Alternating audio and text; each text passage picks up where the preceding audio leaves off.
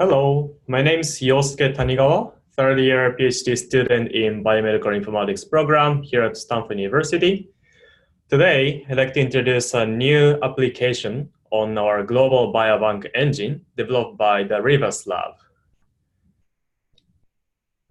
We titled this application and corresponding publication as Components of Genetic Association across 2,138 phenotypes in the UK Biobank study that highlights some biology in adipocytes. When you study complex traits, especially focusing on genetics, you may want to see some variant that may have a genetic association across different phenotypes. At the same time, if you focus on one particular phenotype, there are many variants associated with them. Those polygenicity and plerotropy can be very challenging to interpret the genetics of complex traits. To help biomedical researchers to interpret those genetic associations across different phenotypes, especially coming from biobank scale study, we developed a new application, DeGAs, which stands for Decomposition of Genetic Associations. We used UK Biobank study cohort focusing on white British individuals, which is about like 337,000 individuals in our study. We used array genotype dataset focusing on LD independent variant, roughly about 230,000 genetic variants. We defined phenotypes from UK Biobank, including disease outcome or physical measurement or medication history, and like imaging derived features, in total of more than 2,100 phenotypes. We performed a genome-wide scan, like a running association study for those phenotypes across those number of variants, and obtained summary statistics. DeGAs takes those series of summary statistics as input. It tried to find some latent component from those genome and phenome-wide association summary statistics, specifically focusing on truncated singular value decomposition. Singular value decomposition, or more commonly known as a generalization of principal component analysis, is a statistical modeling method that can capture most of the variation in the input matrix. Here, we apply truncated version of singular value decomposition, or TSVD, which means we characterize only top K components from the data. The idea here is that the phenome-wide and genome-wide association summary statistics has some correlation structure. So by identifying top K components from these input matrices, we can identify most of the variation, and we can capture them in some latent component. DeGAs first used those truncated singular value decomposition and annotate those components in the hope that those component representation gonna be helpful to interpret the genetics of complex traits. In panel B here, we represent TSVD. Our summary statistics is size of number of phenotypes times number of variants. When we apply truncated singular value decomposition, we decompose this input matrix W into the product of three matrices: singular vector matrix U for phenotype, and a singular value diagonal matrix S, and singular vector matrix for variant V, or V transpose more precisely. Each component is represented as a product of one particular column of U and one diagonal element of S and one particular row of V transpose. After getting those latent components, we try to annotate those latent components using new quantitative scores. Here, we try to represent different components in different colors in palette. For example, those components can be annotated for like blood pressure component or BMI, body mass index component, or cholesterol component. Once we annotate each component using some score, we try to represent the genetics of a complex trait of interest using a mixture of different components. Here on the middle panel of panel C, we try to represent that particular phenotype as using like green component, blue component, and red component, and so on. If you focus on different phenotype, the composition of the component can be different. Like majority of the genetic association can be explained by cholesterol-related component, written as red component here, and some other components like blue one, green one, and yellow one, and so on. To give us some formal definition, we define two sets of score. One is squared cosine score, which tells you what kind of latent components are important for a given phenotype or a given variant. Another set of quantitative score is contribution score, which are used to annotate latent component. For example, we like to use this contribution score to annotate this particular latent component is blood pressure component or BMI component or cholesterol component, because without those annotations, latent components are just some mathematical objects. Once we get those component annotation and characterization of the composition of the component for any given phenotype, we further use some biological characterization or functional experiment to investigate the biology of the latent component, as well as validate our strategy to use our approach DeGA to find potential candidate gene for experimental follow-up. So we apply this method for UK Biobank dataset, and let me introduce you what's going to be the latent component look like from our study. Here we have two PCA plots from Decomposition. On the left-hand side, we have phenotype PCA plot. On the right-hand side, we have a variant PCA plot for the top two components, PC1 and PC2 from DeGAs Decomposition. On the left, you can see a lot of phenotypes are concentrated around 0, center of origin, and there are quite a few phenotypes deviating from the center of origin. For example, if you see the top right corner of this PCA plot, you see some phenotypes like standing height or sitting height. It kind of makes sense that the genetics of these two traits are on the same direction if you look at from the center of origin, because these two are highly correlated phenotype, so the genetics can be very correlated too. If you look at the region around here, you may see several fat percentage phenotypes. This can be body fat percentage or trunk fat percentage or left or right arm fat percentage, and so on. Right next to it, you see some fat mass component and fat mass phenotypes, and also you see body mass index. If you look at the right corner, there are some mass phenotypes like trunk mass, arm mass, leg mass, and whole body mass. Interestingly, if you find the intermediate point between mass phenotypes and fat percentage phenotypes, there are some weight phenotypes.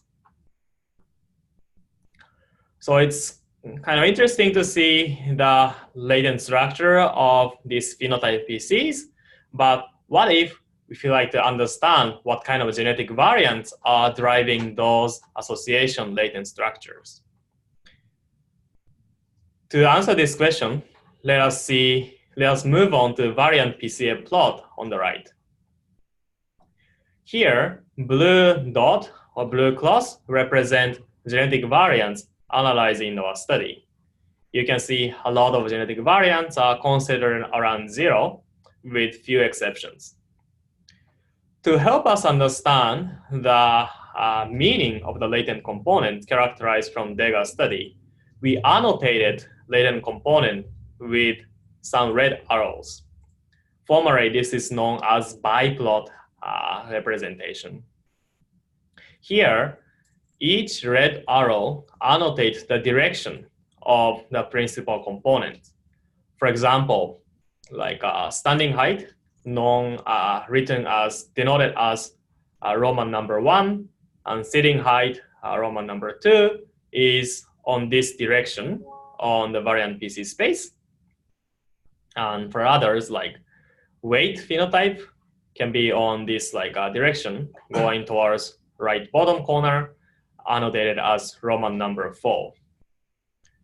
What's nice about having those biplot annotation on top of the variant PCA plot is that we can understand what kind of genetic variant has a large association with those annotated phenotypes. For example, you see there are 2 genetic variants on FTO gene that has a kind of similar direction to weight phenotype. This means that the summary statistics, the association summary statistics for these 2 genetic variants on FTO and weight has large values in original matrix, because PCA is designed to capture the most of the variants in the matrix, and those associations are picked out in PC1 and PC2.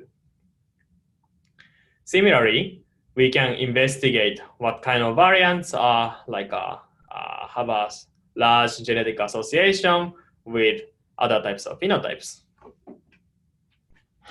And to have a more formal quantification of the composition of those latent components, we defined a contribution score to annotate those latent components. Here, I'm showing phenotype contribution score for the top 5 DeGA components on panel C, and gene contribution score for the same top 5 component on panel D.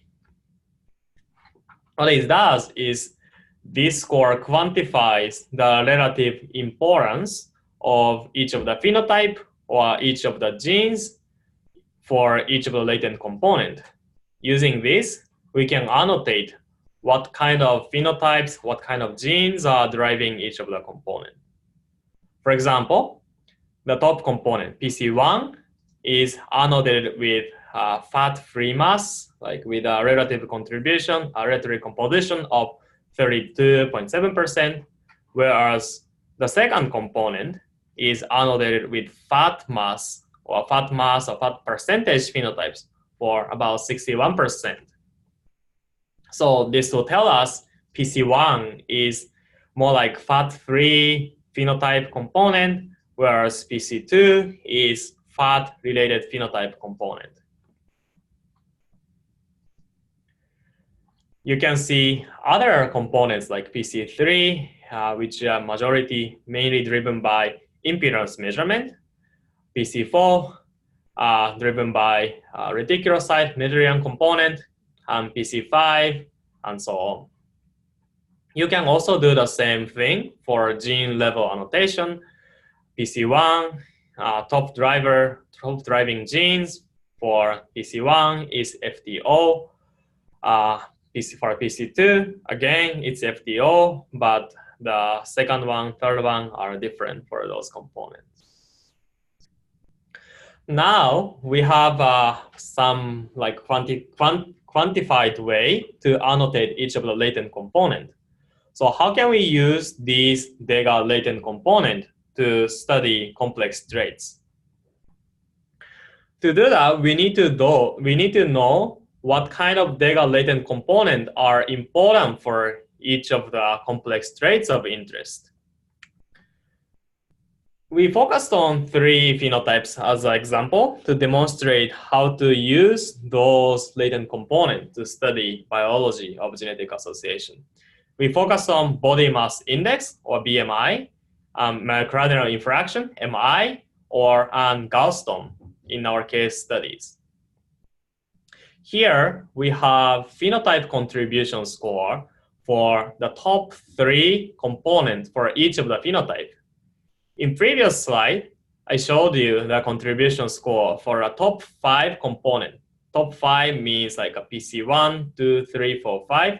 Those like a PC indices are ranked by importance to explain the global variance of the input matrix. However, if you focus on one particular phenotype of interest, those order may be different. For example, if you focus on BMI, our score ranked PC2, not PC1, as the most important DEGA component for BMI, with 47% of relative importance. Similarly, PC1 ranked second for BMI with 18% of the importance. The third one is PC30 with 4% of the importance. So again, once you get those like PC with the relative importance, we can annotate those components using a phenotypic contribution score or gene level contribution score. For example, like PC2, as we showing before, like is annotated for a fat mass or fat percentage phenotype, whereas PC1 is annotated for a fat-free phenotypes. PC30, the third important one for BMI, is a mixture of fat phenotypes, fat-free phenotypes, and also some skin cancer, childhood sunburn, and non-melanoma skin cancer. Interestingly, some epidemiological study links some like sunburn or sun exposure to like obesity. This can capture some correlation that like sunburn phenotypes are more common with people who do some outdoor exercise. We are not claiming some causal inference, but those like genetic latent structure may capture interesting association for further study. Similarly, we can look at other phenotypes. For example, MI, we have a huge contribution of high cholesterol or statin phenotypes, which kind of makes sense. For gallstone, you see some gallstone phenotype itself, as well as fresh fruit intake or water intake, like suggesting some sort of like a diet habit phenotype can be relevant for those phenotypes. So far, we analyzed like all genetic variants from all independent genetic variants from UK Biobank studies. But what if we focus on like a protein truncating variant in the hope to find some interesting candidate gene for experimental follow-up? For this analysis, we focused on subset of genetic variants, which has a predicted consequence of protein truncation, and apply DEGA approach for this subset of dataset. We specifically focused on BMI as a model phenotype for obesity and characterize the most important component and their composition in phenotype space as well as gene space. In this particular PTV dataset, PC1 and PC3 are identified as the top and second important component for BMI, with the annotation of fat mass component and fat-free mass, fat-free percentage phenotype in those two components. If you look at gene contribution score for those components, you see PDE3B or GPR151 as a major driver for PC1. If you look at the biplot representation of variant PCA and biplot annotations of phenotypic directions, you see that this particular genetic variant on GPR151 is on the same direction, or actually the opposite direction of like weight component, whereas another PTV on PDE3B is on the same direction as like leg fat-free mass. So given that those two PTVs are the top two drivers for PC1 in PTV dataset, we can clearly see that those two variants are deviating from the center of origin with some nice overlap with the direction of the phenotype we care about in the context of BMI. We focused on those two PTVs for experimental follow-up studies. In a sense, we are using DeGA as a hypothesis generator for experimental follow-up. If you look at to get more further support of the importance of selected PTVs, we performed PTV phenome-wide association analysis, PTV FIBAS, for this particular variant on GPR151. You see that these variants are associated with a lot of fat percentage or fat-related phenotypes, and they have a good protective effect, which means the association statistics, like a beta, is smaller than zero. So when we knock down this particular PTV, GPR151, in adipocytes, in mouse cell and human adipocyte, we saw dramatic effect. In panel A and panel B, we are just showing the expression, like a relative expression of this like GPR151 in mouse adipocyte and human adipocytes in adipogenesis, showing that those genes are expressed in our adipocyte model. And for PDE3B, there is an increase of the expression during the adipogenesis. In panel C, we measure the effect of knockdown analysis for a GPR151 in mouse adipocyte. We use like a siRNA, and you can see that the expression level of GPR151 is decreased in the knockdown models, knockdown cells. If you measure the expression of the adipogenesis markers, there are three genes known as adipogenesis marker. You see the expression level of adipogenesis markers are also decreased in these knockdown cells. That is kind of interesting. And the most exciting result we found from experimental result is that we measure and quantify the amount of the lipid in this adipocyte. In panel E, we have the control cell, like scrambled RNA on the left, and our knockdown cell on the right.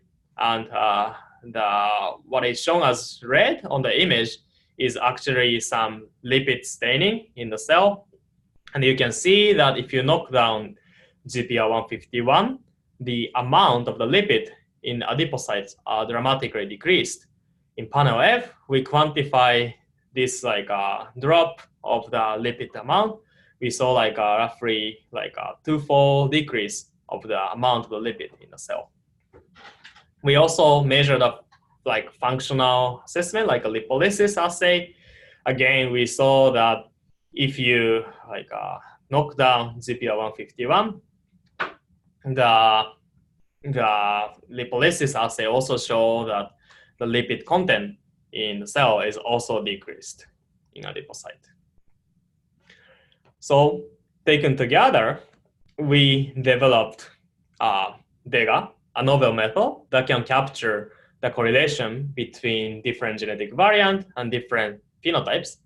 And we demonstrated we can use those genetic association latent component to study genetics of complex traits. And we also demonstrated our strategy where we apply this method to select some genetic variant that can be interesting for follow-up experiment. And in our adipocyte setup, we show that this GPR151 genetic variant has a protective effect for obesity or like a BMI-related phenotypes. To make this our result more accessible to our community, we developed some application on our Global Biobank Engine developed by the Rivas Lab. If you go to Global Biobank Engine, which is gbe.stanford.edu, you can click on this Decomposition app on the top navigating bar that directs you to our landing page of DeGAs App. Here we have the link to our bioRxiv preprint, which is in press soon in Nature Communication, and as well as figure 1 from the paper. And we will upload this video to this video tutorial section in this landing page. And if you scroll down a little bit, you see some links for data set we actually use in our manuscript. So if you click on one of those, you see our Decomposition app page on Global Biobank Engine.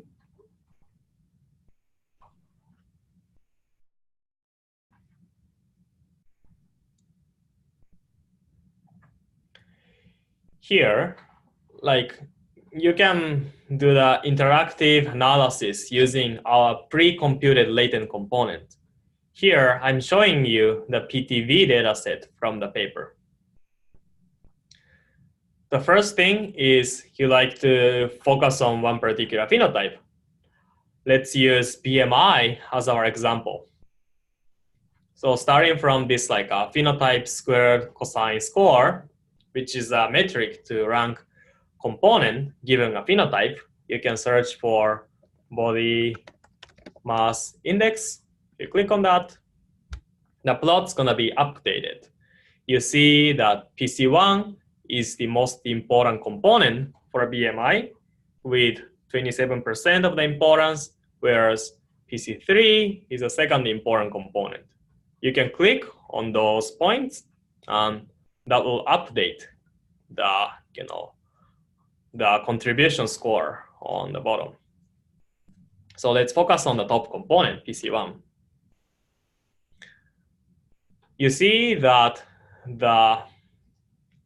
this plot annotates what kind of phenotypes are important for PC1. You see leg fat-free mass, or leg predicted mass, or those kind of phenotypes that are important for PC1 in ranked order here. Or you can see what kind of genes are identified to be important for PC1, like PDE3B or GPR151, as we see in the slides presentation before. So if you select the option, just open some variant or gene page and click on some variants from those plots, that will navigate you to other page in our Global Biobank Engine. For example, if you click on a variant, that's going to direct you to variant page. This is the PTV we studied, PTV in GPR151. You can see our, again, interactive Rivas plot, showing some association with weight phenotype or fat percentage phenotype and so on. You can see minus log 10 p-value on the top, or effect size log odds ratio or beta on the bottom. You can also filter by p-value in this Rivas plot. Going back to DeGAs App page, you can also click on the phenotype. Sorry, I should enable the option to link out. You can click on the phenotype. That will direct you to our GWAS summary page, where you can see Manhattan plot as well as list of genetic variants reported from this GWAS analysis.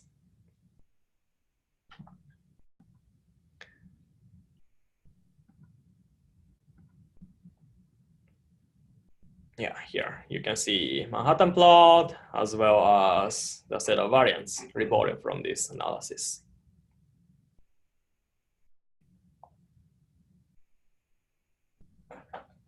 On the bottom, you can see some PCA plot on the fly. For example, you can select PC1, PC3, and you can see what kind of phenotypes are captured from in these components.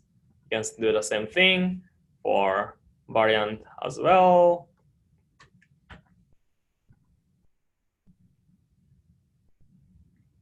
So this is basically it to explain how can we explore our pre-computed DeGAs latent structures.